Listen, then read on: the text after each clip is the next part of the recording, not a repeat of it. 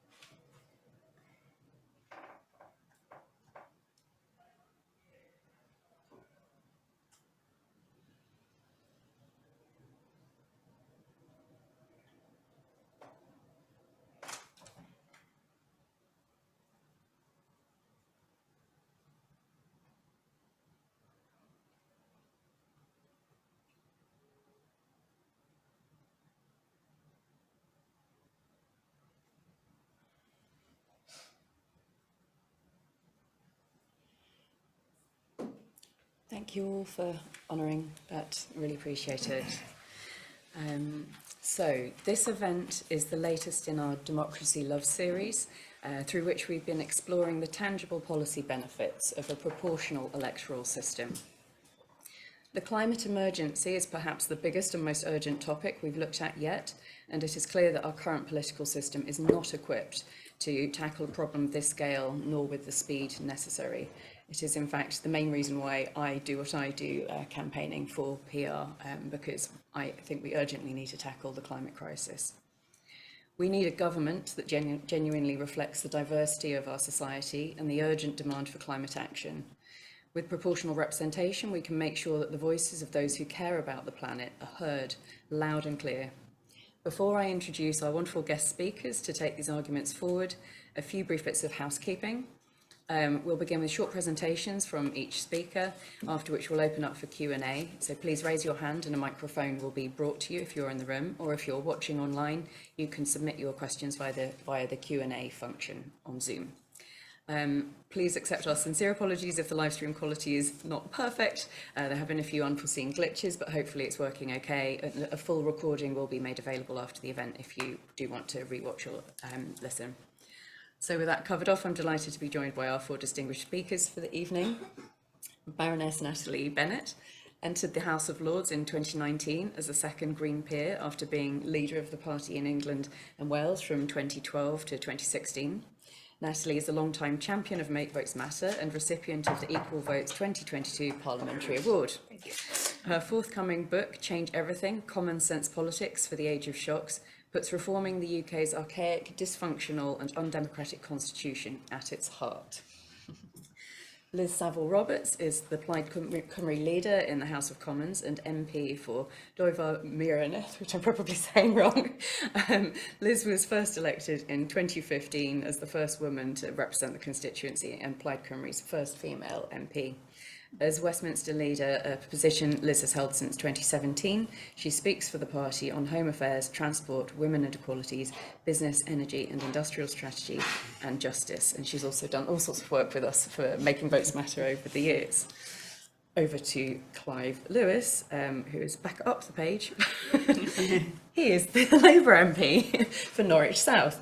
Since being elected in 2015, Clive has gone on to become a familiar face in the movement for constitutional reform and environmental protection.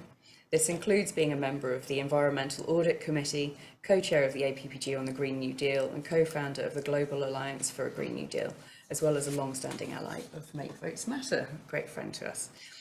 And last but definitely not least, we have Dave Timms, as he's Head of Political Affairs at Friends of the Earth, England, Wales and Northern Ireland, where he leads the political, legal and planning team. Most recently, Dave has focused on Friends of the Earth campaigning to defend civic space, including opposing legislation to restrict campaigning by NGOs during elections and threats to the right to protest, including the use of injunctions by the fossil fuel industry and the Police and Crime Sentencing and Courts Act.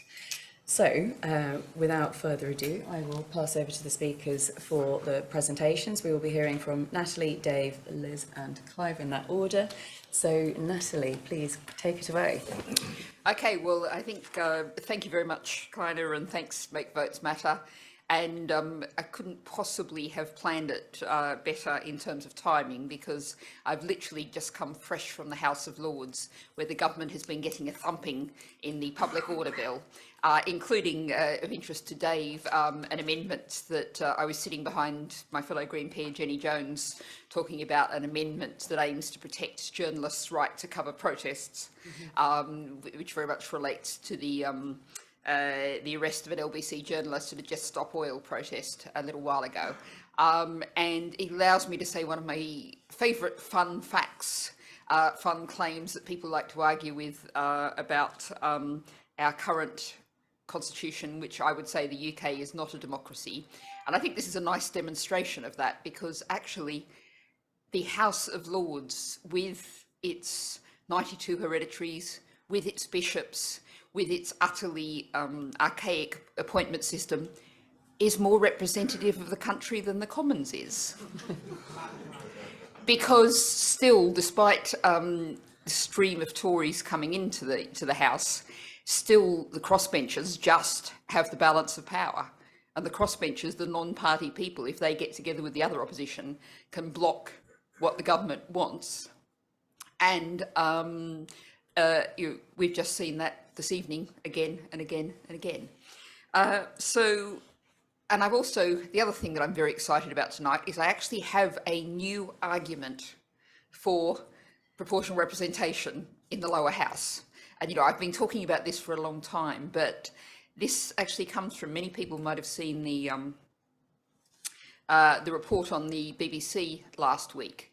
A score of economists wrote to the BBC and said the way you're covering debt is biased, is slanted towards the idea that debt is automatically a bad thing and we have to have less debt. And economists are saying that doesn't reflect a broad spread of economic opinion. And the BBC has now acknowledged that there are some flaws in that. And one of the things that struck me as I was sitting down and writing and thinking about this was what I have seen so often and driven me wild, but I've never seen it quite framed so clearly, is the fact that the BBC thinks they've got balance when they've got a Labour and a Tory person. That's balance. And I think back to the first time I did Question Time, and I went into the Question Time event with some expert advice on my ears saying, be careful not to interrupt people, because the audience don't like women interrupting. And, it comes out really badly in social media. And so I didn't interrupt. And afterwards people came out and said, were you on it? I didn't actually see you on this. And what I came to realise, it's quite different to any questions, partly because it's radio, so they can't have people yelling over the top of each other because it just sounds like a mess. In any questions, which I'd done a few times, you got your quarter of the space. It was, the chair made that happen. But on Question Time, which Dimbleby was it? I always muddle them up. Whichever Dimbleby it was at the time, was of that political generation that thought, Labour and Tory, that was it, that was the two sides. And you only got in as something else if you fought your way in. And, the second time I went on Question Time, I fought my way in. Now, where I think this is particularly relevant when we're talking tonight about climate is the fact that if you think about what, we've come a long way. It was the BBC journalist was asking me last week, don't you feel like, you're struggling for a place when everyone's talking about the climate now? And it's like, no, I think we've won the argument. So that's a really good starting point.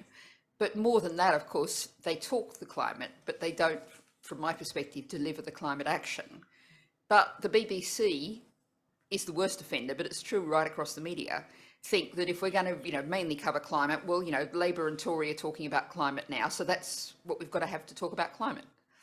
And so when we think about the impact of the first past the post system in the Commons, the way that impacts on climate is that it only really grabs a very narrow part of the argument. And one of the things, there's been quite a lot of coverage in the last week or so also about net zero. And as Greens, we've had to make a choice about the phrase and the decision net zero and 2050 net zero. And net zero implies offsetting. Now, my basic line on offsetting is a con. We have to stop both emitting the carbon, mostly from fossil fuels, and plant the trees, store the carbon in the soil and all the rest of it. It's not an either or, and the whole framing of net zero is within that offsetting frame. But, we've made a conscious decision that we don't try and take that to the BBC and whatever, because we just know we're not going to get anywhere. We've got to fight within the frame of what we can actually get to. And my thesis for this evening is that first past the post actually really restricts our debate on climate and what can get onto the mainstream media. So I'll leave it there for the discussion. Thanks very much, Natalie. Great. I'm going to pass over to Dave Timms, and I think what I'm going to do from now on is I'm going to give you a timed slot, because we did start a little bit late, and I know you've been asked it prep, so I'm going to have a 4-minute timer running. Sorry, I didn't think I was that much over, but it's hard to tell. You're fine. I'm just realising I need to chair. Right. Thank you, Clive, and thank you very much for inviting me. Simple truth is one of the most overworked phrases in politics, but in contrast to the huge complexity predicting the impact that rising temperatures will have on society, ecosystems and economics, there is a simple truth that those who did the least to cause the problem suffer the worst from its effects. That, in a nutshell, is climate justice. The historic responsibility for climate change lies with wealthy and powerful people and nations, yet disproportionately its impacts will fall on the poorest and most vulnerable in the planet and in our society. North America and Europe created nearly half the global emissions since 1850, despite being about 15% of the population. The richest nations both caused the problem, in our case while extracting massive wealth from large parts of the rest of the world, and now have the resources and capabilities to deliver the solutions at home and to support others. It's our responsibility, and that's climate justice. Low-income countries are the most vulnerable to natural disasters accelerated by climate change and without the resources to cope with them. Just for example, Pakistan, in the run-up to the UN negotiations last year, climate negotiations, COP last year in Sharm el-Sheikh, 1/3 of Pakistan was underwater at parts in the run-up to those negotiations. Bangladesh saw 2.5% of its population displaced by climate disasters in 2019. And those who are the most oppressed within societies, women, indigenous people, for example, bear the brunt even further. So climate change isn't the great leveller, it's the great multiplier, acting negatively with the forms of inequality that already scar our societies and the planet. And this battle for justice has been the defining feature of international climate negotiations for the past 30 years, led by the voices of the Global South. Written into the 1992 UN Framework Convention on Climate Change is that nations have common but differentiated responsibilities. But putting this into practice has proved hard, with rich countries consistently avoiding their historic responsibility over successive rounds of negotiations. In Egypt, even a funding mechanism for addressing this loss and damage caused by wealthy nations was agreed, but no money inside of it.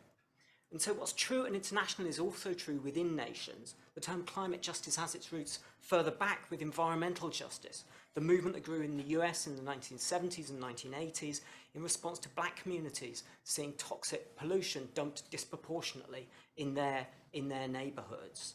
And here we saw the tragic death of young Ella Kissy Deborah, and her mother's tireless campaigning has become a rallying point on the impact of dirty air. Air pollution disproportionately impacts low-income areas and particularly affects neighbourhoods with higher ethnic minority populations. People of colour are over 3 times more likely to live in a highly polluted area than white people. Yet households with very high air pollution, subjected to very high air pollution, are 3 times less likely to own a car than those in the least polluted areas. Similarly, those who will suffer the extreme temperatures like we saw last summer and living in those high-risk neighbourhoods have lower than average carbon footprints. 30 seconds. 30 seconds, okay. So when climate change is expressed in this way, as an issue of justice, of fairness, of rights, and of power, rather than a question of parts per million and polar bears, then the link to a fair voting system, the deep democratic reform, becomes not just obvious, but absolutely essential. Thank you very much.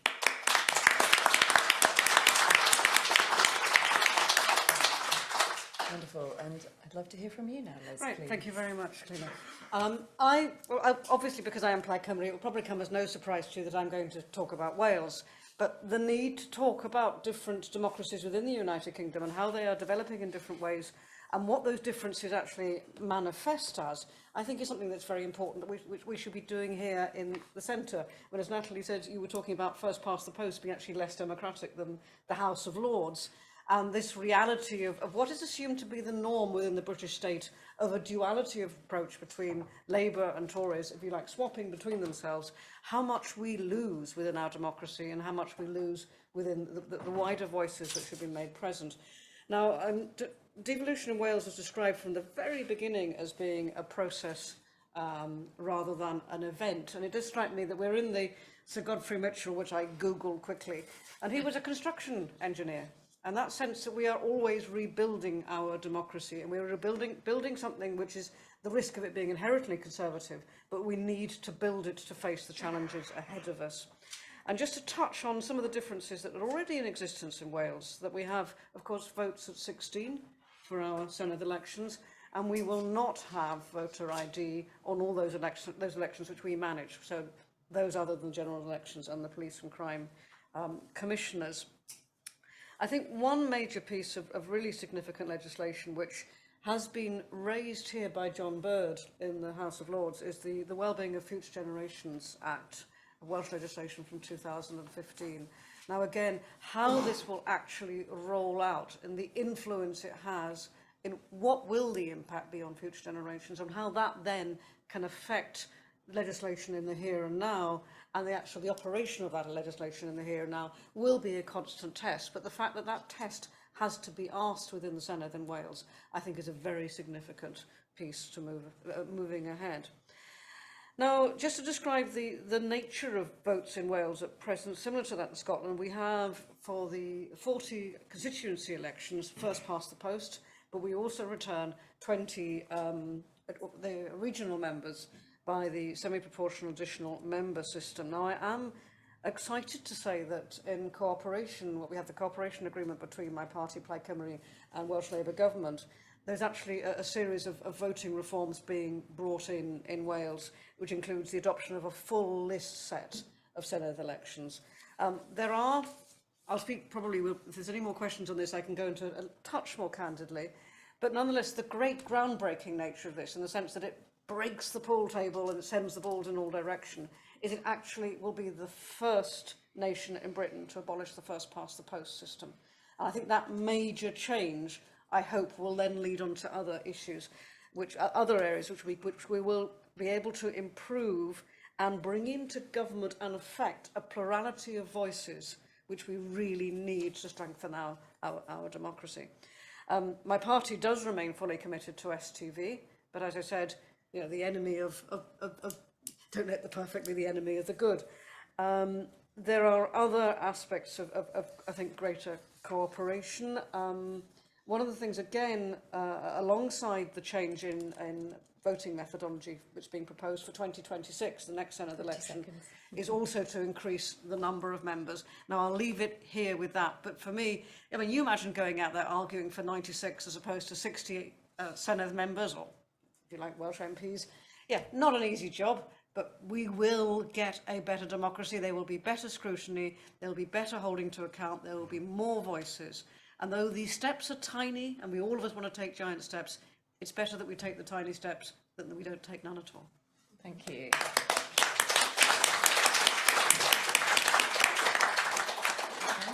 to you, Clive. Thank you very much, and thank you for inviting me here tonight. It's a pleasure to speak on an issue that's very close to my heart. I think there's a growing number of people inside the Labour Party, I'm pleased to say, who share my views on proportional representation and increasingly on the wider crisis of democracy, which I think this is something which PR taps into. It's the tip of that iceberg, if you want. I was listening to Natalie talk about the fact that she's writing a book on the UK's constitution, or non-written constitution, or however you want to define it. But one of the things that a term I came across a little while ago when I was writing an article on republicanism during the transfer of power from one hereditary monarch to the other, which took place, I think, there was no consent in it. It was actually quite forced. Maybe some of you agree with that, I don't know. But it tells you a lot about our democracy. A term I came across was that we don't actually live in a democracy or a constitutional democracy. We live in a constitutional monarchy. And I think that tells you a lot about the state of play of democracy in this country, just by listening to I think, one of the most descriptive terms of the British polity that I've heard in a long while. And PR is a part of that. It's a small part of that. I think I always tell this to enthusiasts of PR in my own party. It's not a silver bullet. It's not a panacea, but it does begin the process, I think, as you quite beautifully put it, of beginning to knock the balls in different directions. And by God, does British politics need to get rid of some of the silt and the clog that is clogging up the British political system and the ability for us to make decisions in a democratic way. We all know the statistic that Boris Johnson was elected with an 88 seat majority with 44% of the popular vote. That's simply not acceptable in a modern kind of democratic state, the one that we like to think that we inhabit, but sadly don't. So we understand the democratic deficit, and that this democratic deficit, has been articulated by the other speakers, is accelerating the climate crisis and this country's ability to be able to respond to that. I don't have to go through all the failings. I've got a list of them here that this government has overseen, from David Cameron's green crap through to Rishi Sunak's giveaway tax breaks for big oil and opening up of new oil fields, granting new licenses. We know that we're going in the wrong direction. And we also know, under first past the post, what we see time and time again is around about 1 million swing voters, this time so-called in the red wall, who get to dominate the political issues. What their issues are or what the politicians tell them and the media tell them the issues that are important, whether it's boat people or trans rights or whatever that may be, becomes the kind of the area where the mainstream, the two big political parties, decide that the general election will be fought on. And that means that's to the detriment of many other issues. We know 8 out of 10 people in this country think that the climate crisis is something in the top 3 of their concerns about where we as a country and what we as a country are doing about the future. Now, I will very quickly come to the Labour Party, being the Labour Speaker. The Labour Party has made progress on this. It's made progress on this, as you know, 2 years in a row. We've now voted for PR, both the affiliates and the members. They're leading the drive on this. I'm really pleased that they're doing that. Gordon Brown's now come out with his Brown Commission. I hope we can discuss that a little bit later tonight. I will say it's worth the paper it's printed on, but let's unpack that and talk a bit more about that. And although it makes no mention whatsoever of how a new constitution would enshrine constitutional obligations towards the climate crisis and tackling that and decarbonisation. So I think there's a lot to unpack there. Yeah, brilliant. Thank you. Everyone wonderfully on time. Thank you so much. Okay. So I'm very encouraged to hear you think there's more people in the Labour Party coming out for PR. Good to talk about that a bit more. And yeah, it's always just so ridiculous to hear about the situation with the Lords being more democratic than the Commons, but it is the case. And the hereditary monarch, I do want to kind of give one word of hope at this point. A very long time ago, decades ago, now King Charles, at the time Prince Charles, did express his support for proportional representation publicly. So, yeah, it would be great to get him on side. So, you know, if anyone knows him or someone who knows him, let's start getting the message through that we'd like his support on this campaign. Yeah, just briefly to respond to the point about PR is not a silver bullet or a panacea. No, it's not. But nothing is. And nothing else is referred to in that way. Nobody else says, oh, you know, X isn't a silver bullet or a panacea. It's always PR. And it's kind of because they're grasping at something to say that's not, it's not that great, you know, it doesn't fix everything. No, but it fixes a lot of things, and it would really enable us to take faster climate action. So yeah, let's knock the balls in different directions, and let's get some questions coming in. I'm going to use Chair's prerogative to ask the first question. Then we'll be taking questions both from the audience and in the room and those online, which Sally's going to be helping with. So the first one on the Labour topic, with Labour continuing to lead in the polls, how can we get Sir Keir Starmer and his advisers to see that PR is a priority? Well, so how do you? I don't know. I have the answer to that. Look, I think you need to understand why they've ignored the will of, which is I can't recall when an issue has been debated and voted on two separate occasions, back to back at conference. So this is clearly something that isn't going to go away. Keir Starmer was at the height of his political power, as was at the last conference, and was unable to make this go away.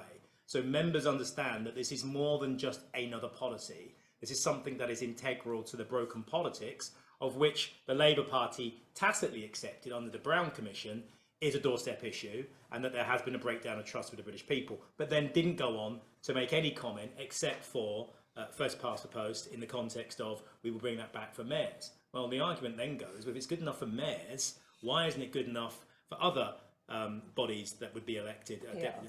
PR, yeah, of course. So in terms of why, I think you understand, and obviously I'm on thin ice here in the current climate within my party, but I'm going to be really honest and say that the Labour Party isn't a democracy in the way that a democratic institution in the way that most members understand it.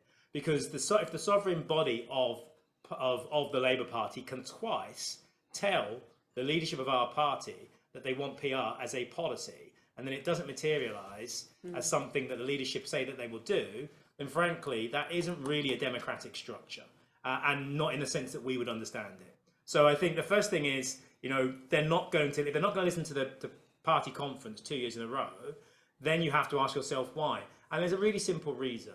There's something called, you've probably heard of it, Labourism, which is this notion that Labour must govern alone, it must pull the levers on its own, it must have power on its own, even if that means they win 3 times less than the Tories, as they did in the 20th century. There's a two-place podium, and they want to be on that second place podium as more often than they are in the first place position, rather than share power with other political traditions and parties. And I think that's very sad, but this is the key thing.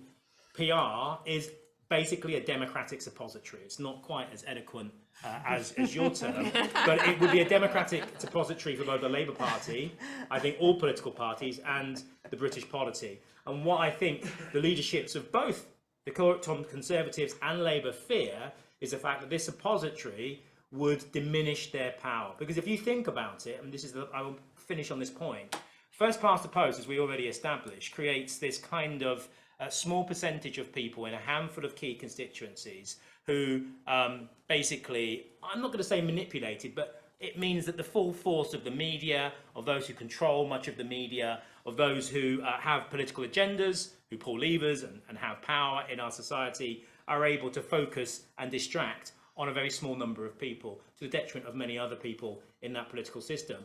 That requires the Labour Party and the Conservative Party to have something called discipline, message discipline, voting discipline.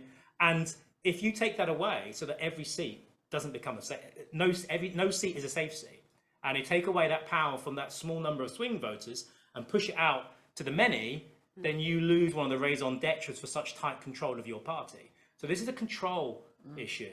And I think that those that understand the principles of democracy. And Keir Starmer and others understand why PR is a good thing. In fact, I think they were supportive, but they also understand it's about losing control, and that's what they don't want. Thank you very much, Clive. So I'd like to open up to questions from the floor. So do pop your hands up if you've got a question that you want to ask. And I think let's take 3 at a time, and then we can put them to whichever panellists would like to answer them. Just on the topic of Labour, whilst people are putting their hands up, if you're not already on the mailing list for our allies at Labour for a New Democracy and you're a Labour member, please do sign up with them because they're running a fantastic campaign. They've led this drive to have the big votes at conference these last 2 years. So there's lots of work happening at the moment. Do get involved. Okay, so I think the first hand up and the microphone is here. What would you like to ask? Thank you very much indeed. Am I switched on? Yep. Yes. Just a quick observation on the last answer. As democracy is being eroded in this country quite rapidly, I think my wager is that if the Labour government doesn't go next time round for proportional representation and it then loses the following election, it will never be elected again. That's just an observation. My question is that in this country at the moment, I think about 80% of households use gas as a method of heating. We won't meet net zero if we continue to use gas as a method of central heating. What can the panel suggest we do about this? Thank you. And Stephen. Sorry, Millicent, you want Oh, Millicent's got one already? Yep, thank you. A question for all 3 of the party political members of the panel, and that is, do you think that if we had PR, your parties would fracture? Thank you. And then the person just, yeah, thank you. Natalie mentioned the BBC not talking about climate change, but how do you engage with the media as a whole, I mean all aspects of the media, to understand the link between PR and climate change, or talk about PR full stop? Great questions. Thank you very much.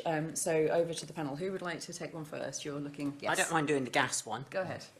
Energy efficiency for years was my kind of pet kind of geeky topic, but it does actually link straight back to proportional representation, because the answer to the question is, how do we get people off gas? Well, we engage in a massive program of energy efficiency, and we start to install heat pumps in huge numbers. Well, why is that made more difficult under proportional representation? I think it's partly because of what Clive said, which is the drive towards focused sites really means that these kind of diffuse problems, like cold homes, like fuel poverty, get much less attention than those kind of solutions to climate change where you have a specific set of parliamentarians can lobby because they will bring massive numbers of jobs to a particular area. So you could compare the attention that we see for something like offshore wind, which is a great thing, absolutely support offshore wind, but it's locatable in a place where there will be jobs and implications for somewhere like Hull, whereas a diffuse problem often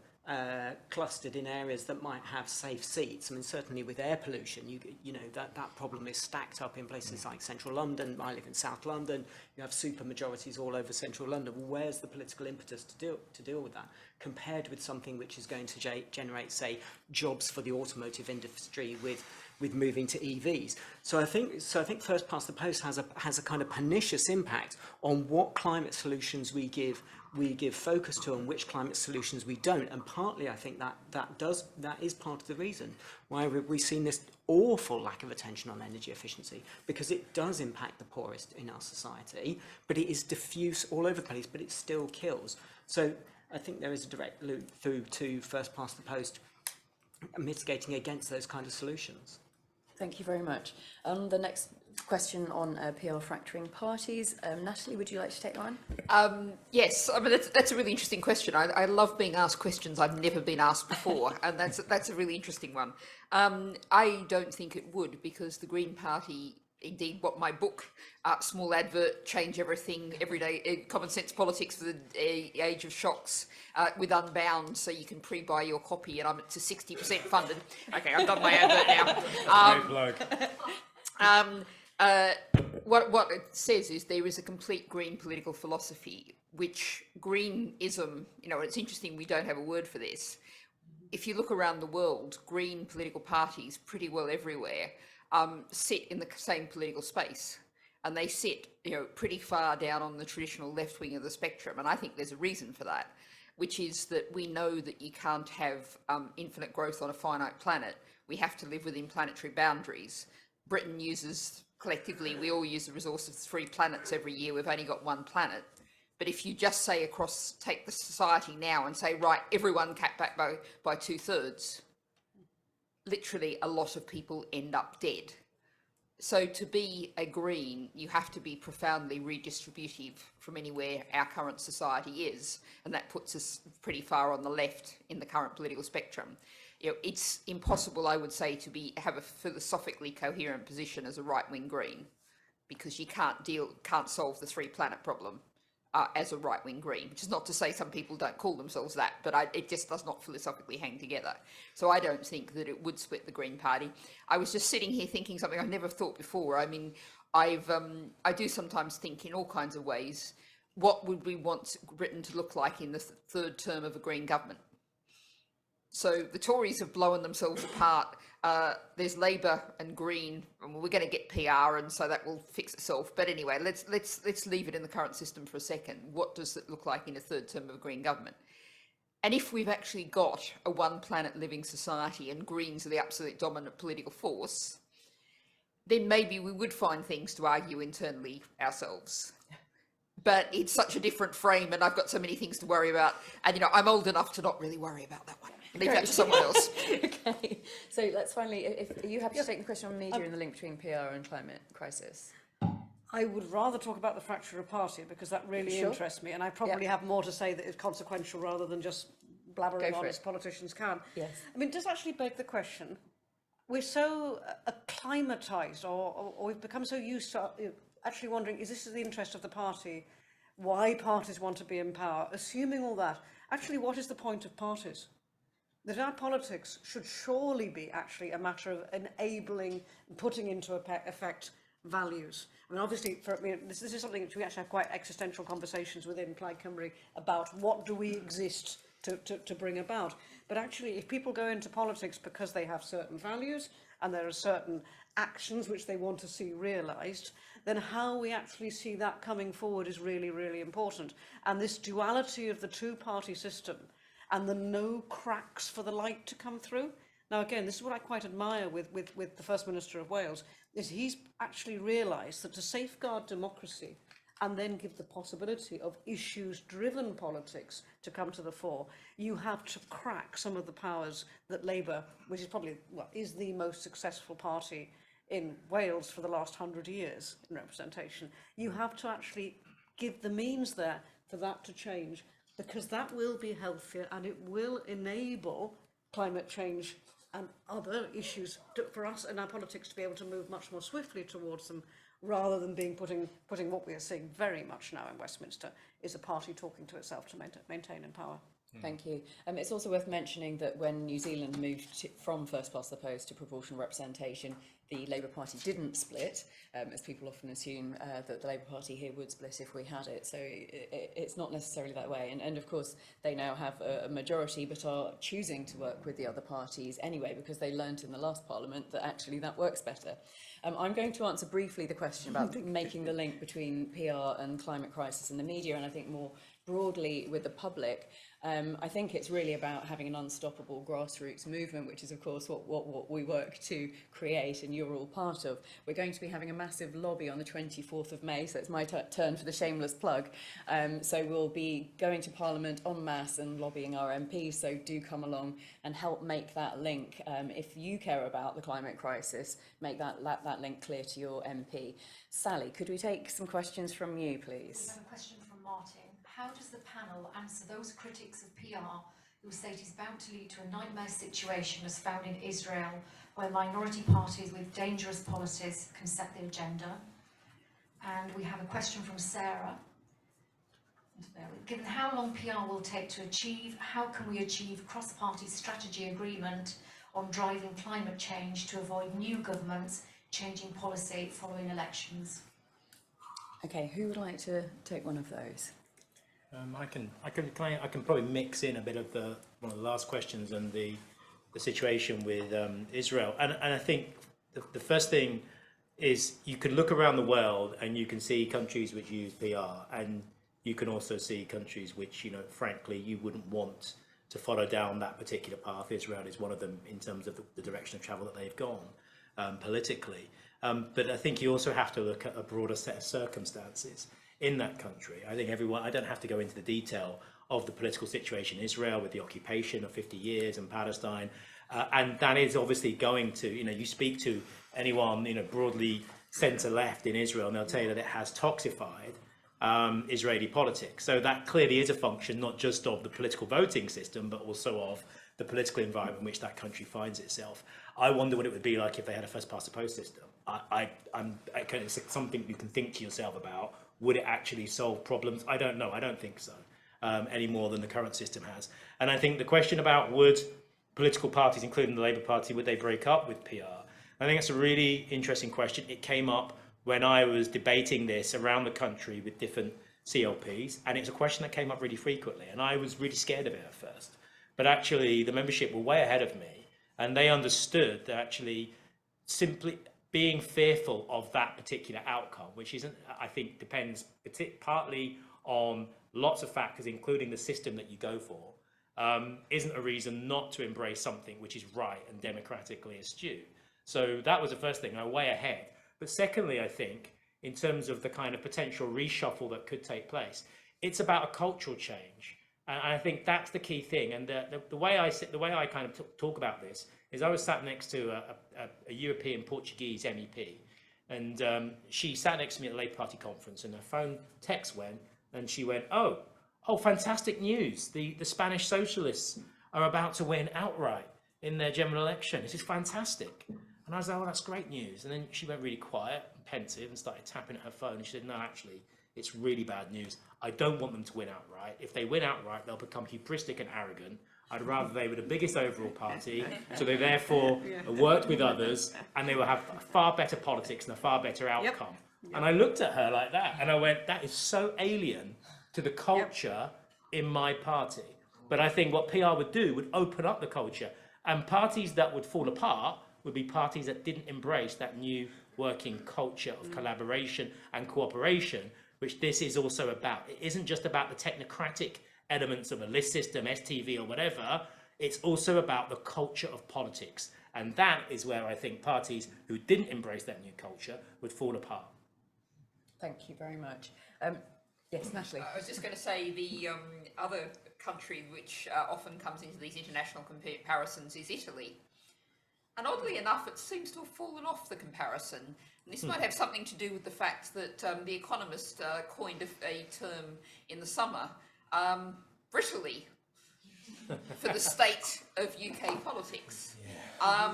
You know, we don't often hear people saying, well, first past the post gives you strong and stable government anymore. And in fact, you know, I was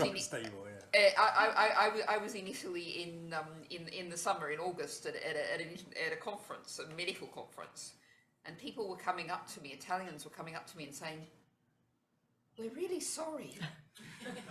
What's happened? So I think, you know, Kleiner made the really important point that PR is not a panacea. You've got to fix lots of, and there's many things to fix in the UK. And I think, you know, Gordon Brown is right that one of the UK's big problems is the concentration of power and resources in Westminster. And if you just did PR and left, and I don't think you would, but if you just left everything else the same in terms of local government, essentially only being able to deliver its statutory responsibilities, only having enough money to do that, statutory responsibilities, i.e. what Westminster tells them they have to do, and no real power or resources to do anything else, then you'd still have huge problems. Yeah, I mean, I think that the thing is about PR is it doesn't fix everything, but it enables us to do the other things to fix everything. It's the building, it's the keystone that enables us to put the other building blocks into place. If I could just touch on the other question, there was a question there about the cross-party strategic agreements and how do you bring those forward. And actually, again, if I could refer to Wales and the cooperation agreement between Plaid and Labour, What you actually have if you can see the dynamics here, take the names of the parties away. You have one party that has been in opposition, that is used to thinking of itself as being, as bringing forward as a catalyst for new ideas, for always pushing the line a little bit further, for scrutiny, for questioning what the government are doing.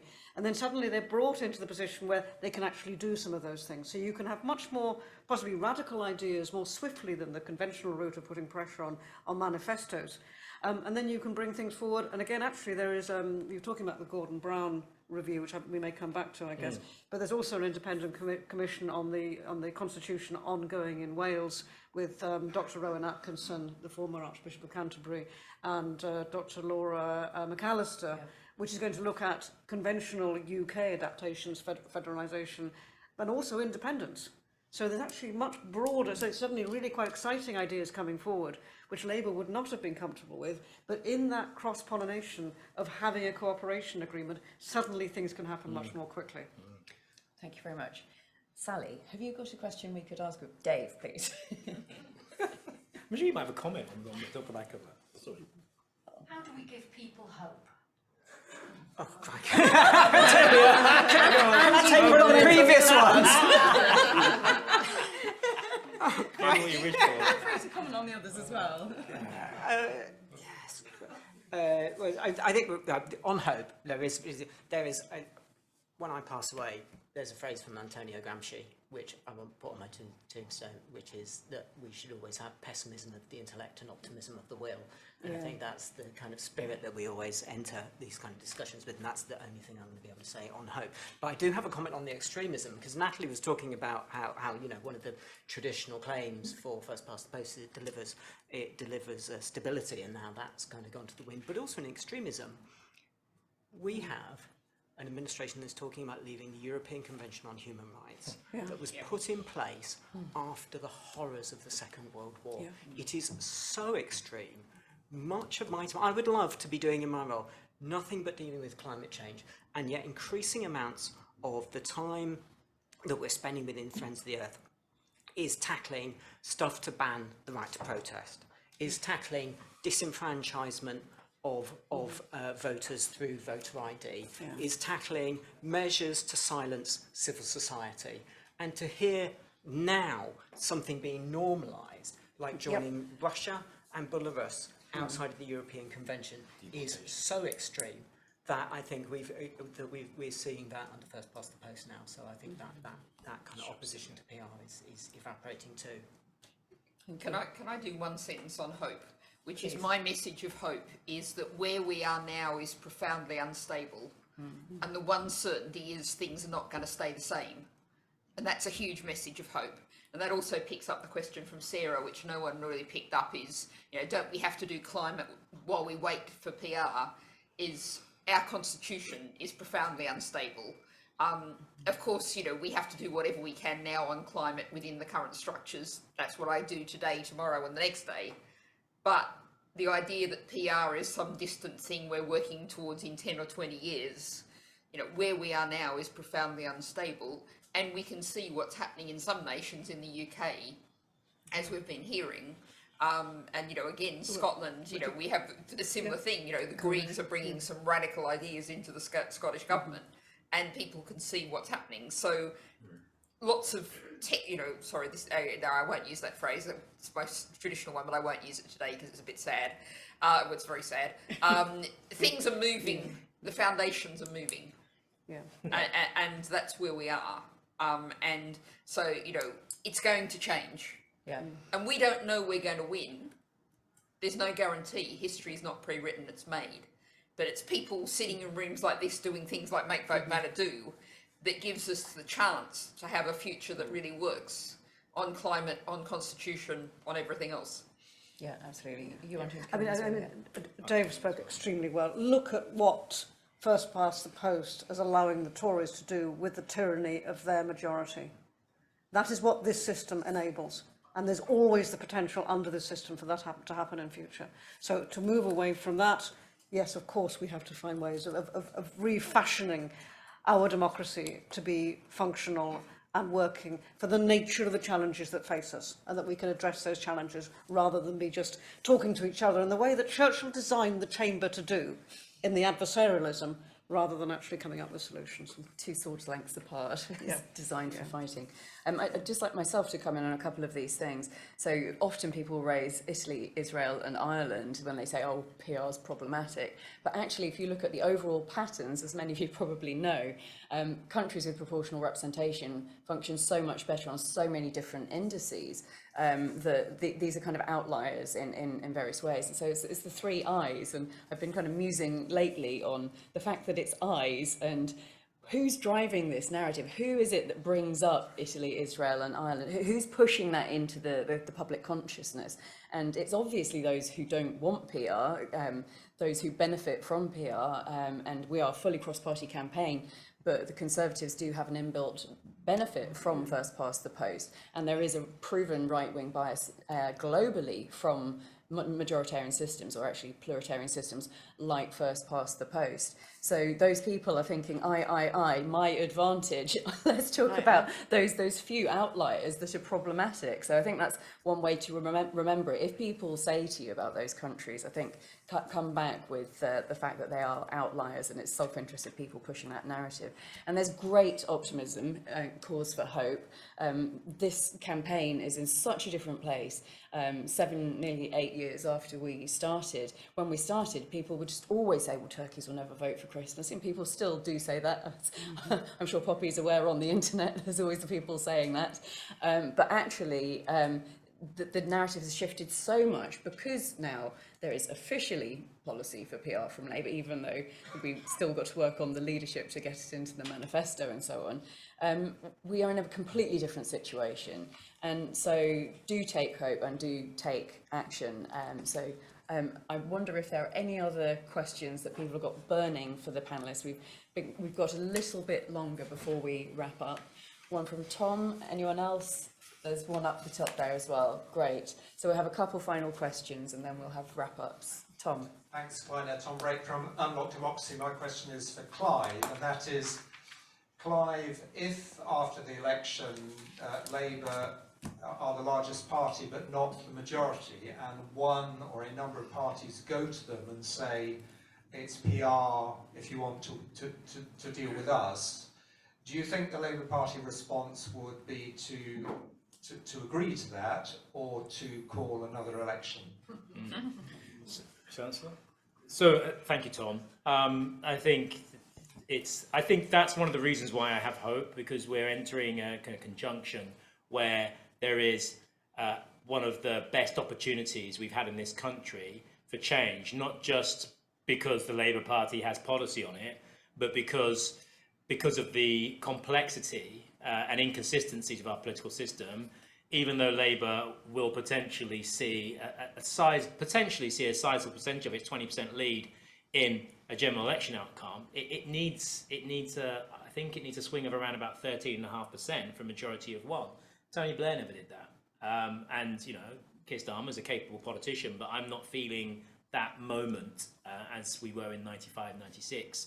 And I think, especially after the disenfranchisement of voters, and on top of that, the boundary commission changes, it's going to become an even more uphill struggle. You talk to Tories and they're banking on both of those as benefiting them. So I think we're in a situation where Labour potentially being either the biggest party with no overall control, or the second biggest party, but with the Tories with no friends in Parliament, anyone who will play with them, which means that Labour then by default, with the tacit support of the political parties, become the government.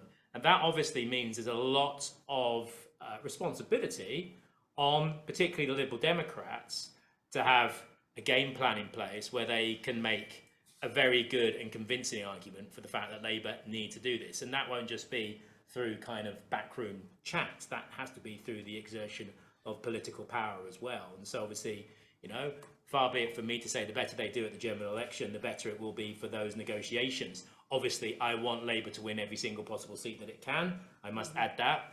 But obviously as well, I read Peter Kellner's piece this week in Prospect, which are talking about that Labour will need tactical voting on a scale hitherto unseen to be able to win a majority or to come out as the biggest party.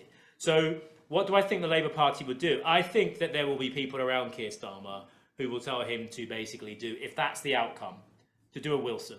Because the difference between Keir Starmer's predicament and Ed Miliband's predicament is that the Fixed Term Parliament Act is now concluded, which means that it would be possible for Keir Starmer to carry on as a minority Prime Minister until he felt at such point he could call a second general election and try to go for it. And there will be people who will be counselling that that is the course of action that Starmer should take. That's the kind of what you would call the Labourist position, that it's we will govern on our own and they will dare the others to vote them out. Do you want the Tories? Do you really want to let the Tories back in so soon? And that's a pretty powerful threat. So there is a lot of there will need, but it's also a massive opportunity for all of the other political parties on which Labour will be relying, and on the country, who will be in a period of some considerable uncertainty. You know, under first past the post, there is a real opportunity for us to take, to go to the country and say we need a constitutional and voting system reform as a matter of urgency, and Keir Starmer needs to put that front and centre of what he does.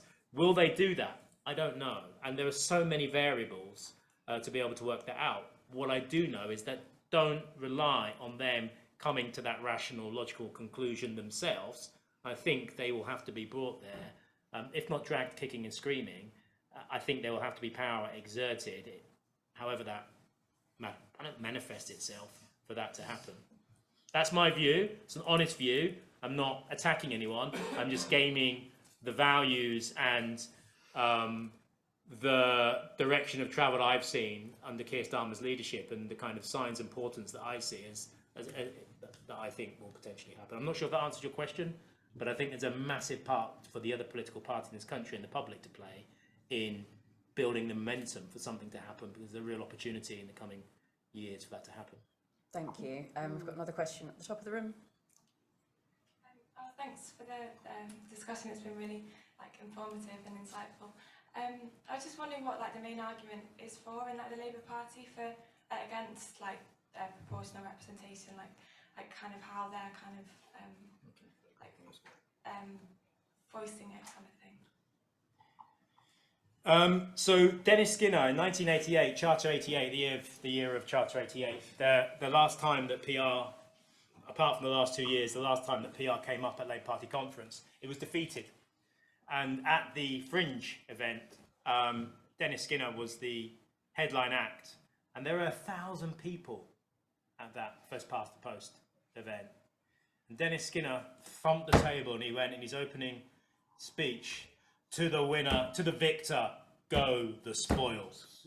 Okay? And that basically summarizes, apart from the control element that I talked about earlier of the party itself and the MPs and the members, that in effect is the main raison d'etre for first past the post, that we are in a position of power, unlike other political parties, to actually get into government and do what we want, to become that elective dictatorship, and to do to the country, to pull the levers that are increasingly connected to nothing, and try to push through our political project. There's a lot of vanity involved in it, frankly, and it's a tradition that runs deep inside the Labour Party. Incidentally, there was no first past the post fringe or rally at the last two Labour Party conferences, as far as I'm aware. This is firmly embedded in the membership and now the trade union affiliates and beyond. But that would be the main argument behind this: control and to the victors go the spoils, having your hands on the levers of government and being able to enact it. And that's pretty much, I think, the main reasoning behind it. And also, change is terrifying. People have been talking about political breakup. It doesn't have to happen. And I would argue that any political party could find itself going that way. I mean, look, how many political parties would split on the issue of trans rights, for example, as they're currently configured? How many, there are so many variations and possibilities. And often when you get PR as a system of electoral system after a long period of first past the post, you often see there's a complete fragmentation, and then it begins to coalesce over time. as things kind of bomb burst. That doesn't necessarily mean that'll happen. And I think if political parties get the culture right, I think the Labour Party could quite happily stay as one unit. Some may peel off, but that's part of the electoral democratic system under PR. Thank you. I'd like to bring in Natalie and invite the speakers each to do a kind of a short closing statement. So if you'd like to respond and then do yours, and then we'll come along the line. Okay, well, what I thought I'd do is another form of hope, because I always believe in hope. And Make Votes Matter is, of course, razor-focused on the House of Commons and PR there. But we're also sitting here in Westminster doing the utter classic Westminster thing of, well, we're not quite classical because Liz is here, but, you know, we're talking about what's happening in Westminster and what's happening in national governments. We haven't yet said a word about local government.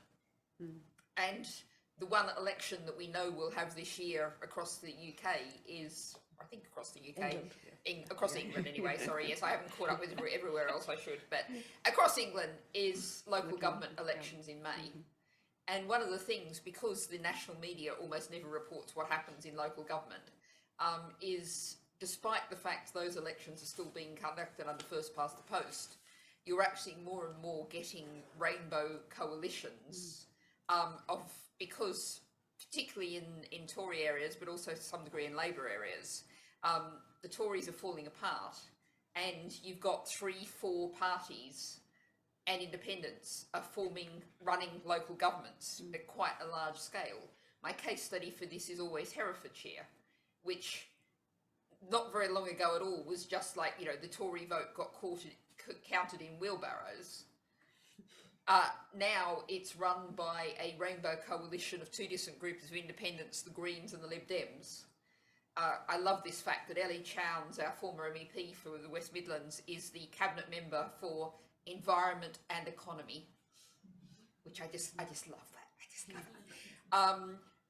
And this is happening more and more, particularly in traditional Tory areas, but also in some Labour areas where one-party politics is falling apart. And even with the first past the post elections, you're getting what look like PR type, the outcome of PR type arrangements. And so people are actually seeing this happen in their local community. They've got a council made up of 3 or 4 different parties who are having to negotiate. And, you know, I think particularly after some of the flavour that the word coalition got after 2010, this is a different way of seeing coalition happen in the UK and happen very effectively, and showing what a national government might look like when you have a number of parties involved in it. So lots of exciting things happening at the local government level. Brilliant, thank you. Liz, would you like to wrap up? Well, to go to the core of my party's values, and again we've been discussing this, but this is a long-established value of a decentralised socialism.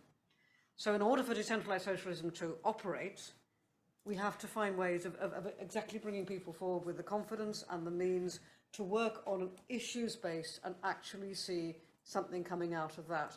Again, rather than the party structure and the comfort zone of, if you like, that elected dictatorship was a very, very powerful phrase. The comfort zone of that and the party, and if you like, that macho obsession with keeping a grip on power and being able to enforce your will on others without allowing others to somehow or other alter that or trammel it or improve it or ameliorate it, to be able to enforce that, that is dictatorship, that is vile. And there is essentially, as we move forward with our politics, and for us, with decentralised socialism, that we hold these debates and that we put ourselves at risk, and some of the things that we could be safe doing is actually really, really essential for our future. Thank you, Liz. Clive, final words? Final words. I think if you look at a map of the United Kingdom, there's a line that runs kind of diagonally through it. And on one side, you have what you would call the low church, and on the other side, what was the high church 200 years ago. And the voting, the way that first past the post has kind of concentrated that, it basically means that the Tories have dominated, the high church Tories have dominated in the kind of south-east, below that line, and then the kind of non-conformist low church have kind of dominated Northern England, Ireland, Northern Ireland and Scotland. And what did for the Liberals, you could argue, was the basically at the start of the 20th century was the breakup of Ireland. And those 80 MPs, many of them Liberals, who basically then went out of Parliament and became part of the Irish state. And Labour then stepped in. And Labour's road to power has always been through Scotland. And Scotland, if you've been following recent events, is kind of on course for what is in effect part of the breakup of the United Kingdom as is currently configured.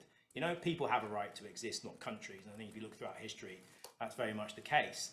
And so I think for Labour, someone mentioned, if Labour doesn't grip this situation, doesn't grip constitutional and voting reform in a meaningful way, rather than just trying to keep the show on the road, then I think there is a real case, a real argument that Labour will struggle to form a government again. And I think there is also a real distinct possibility, and it's not beyond, I think, happening, where you could envisage a new Tory party leadership, perhaps to the right, who knows, who say, we don't really give a damn about Scotland being part of the United Kingdom. They don't want to be in it. Fine. They'll do a deal with the SNP. They'll get over the line and they'll say to the SNP, you can go your way, just help us get through Parliament a new constitutional settlement. And it will lock out the centre and the left for a long time. The SNP, I mean, look, I've got no issue with the SNP, I really don't. But do I think they'd be happy? Do I think they would exchange independence for having what would be a political crack den below their flat? Possibly, yes. I think they might. I think that's a real danger. Yeah. And I think to be fair on the SNP, it's in their constitution that they will not work with the Tories. Well, okay, but you know what? I'd like to see if that constitutional change took place, if they were offered independence on the plate by a Tory party that wanted to basically secure England and Wales and Northern Ireland in some kind of new union for itself. It's hypothetical, but you know what? If I told you 10 years ago we'd be rolling out of the European Union, you'd probably have laughed at me. So what I will say, I'll conclude on, is I'm a democratic socialist. I don't think capitalism offers any of the answers for dealing with the climate crisis. It's a very simple point that I will put forward there. And I think if we are to survive as a global civilization through the 21st century, then we will need to bring people along with us. And that will mean more socialism and more democracy. And the starting point of those dominoes tipping over, for me, the democratic socialist, is PR. And I think it's something that an increasing number of fellow socialists and social democrats and democratic socialists and liberals and greens and so on, and many others, are now beginning to understand is integral for a democracy that can weather the perma-crisis that is now upon us. Thank you. And Dave, would you like to have any final comments and final words? Yeah, so I think sum up for me, an electoral system that devalues the votes of some and puts kind of catnip around the votes of others will struggle to produce a just and equitable solution to a climate crisis that is built on top of structural inequality. And developing a platform and a consensus that's necessary for the radical change to our economy and our society will be made, that we need to tackle climate change, will be that much harder based on a voting system that pushes two parties to fight over stealing a minority of votes from each other in a minority of seats, rather than addressing the long-term needs of the whole population and disproportionate impact that the climate crisis is having on the marginalised. And that doesn't mean that they can never do it, and they don't do it, and the politicians don't try to do it. But it's like rubbing a cat backwards, or rubbing a cat's fur backwards. And we need an electoral system that helps that rather than hinders that. And so that's why Friends of the Earth is supporting proportional representation. Thank you very much. So I'm just going to do a quick wrap up. I'd like to say a massive thank you to all of the panel. Thank you so much for being here and your very enjoyable contributions as far as I'm concerned. Obviously, this is a very serious and sometimes a very depressing topic about climate crisis, but there's some really wonderful comments made, and I think it helps us move along the way to doing something about it. Thank you also to everybody in the audience, both in the room and online. Your support and activism for bringing in a real democracy that can best tackle the climate crisis is invaluable. Please keep up the work and join us at our parliamentary lobby to sort the system on the 24th of May. This is a big collaboration with lots of allies, some of whom are in the room. We've got Unlock Democracy and Compass at least, and I'm sure there's people from ERS and other organisations around as well. So it's going to be a very big event, so do get involved. And I think that's what gives us the hope. Like, if we go and talk to all of the MPs, or at least as many of them as we damn well can talk to, it's going to have a real impact. So do come along. Finally, massive thanks to the team. Steve has worked incredibly hard to put this event on. Thank you very much, Steve, and all of the rest of the team who's worked with him, and Fred filming at the moment. You're all stars. And everyone is now welcome to continue these conversations with us over a few drinks at the Two Chairmen pub round the corner. So I hope to see lots of you there. Thanks very much for coming.